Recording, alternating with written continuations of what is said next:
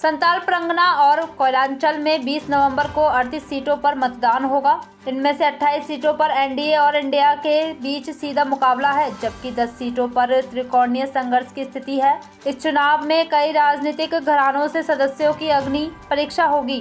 शिबू सोरेन परिवार से बरहेट से उनके बेटे हेमंत सोरेन और दुमका से उनके बेटे बसंत सोरेन चुनाव लड़ रहे हैं।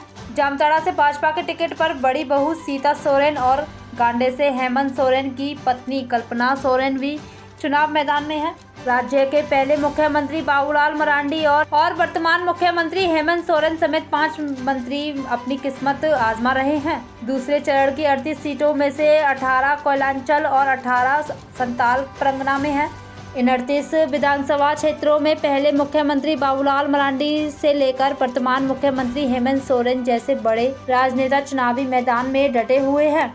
इसके अलावा 5 मंत्री फिर से अपनी दावेदारी पेश कर रहे हैं। इन मंत्रियों में मेगामा से दीपिका पांडे सिंह, जामताड़ा से इरफान अंसारी, बरहेट से मुख्यमंत्री हेमंत सोरेन, डुमरी से बेबी देवी और मधुपुर से हफीजुल हसन चुनाव मैदान में हैं। दुमका से शिबू सोरेन के छोटे बेटे और पूर्व मंत्री बसंत सोरेन चुनाव लड़ रहे हैं। रघुवर सरकार में मंत्री रही लुइस मरांडी जामा से जामुमो की टिकट पर लड़ रही हैं। शिबू सोरेन की बड़ी बहू सीता सोरेन भी जामताड़ा से भाजपा की टिकट पर चुनाव लड़ रही हैं। इसके अलावा पूर्व डिप्टी सीएम स्टीफन मरांडी भी चुनाव मैदान में हैं।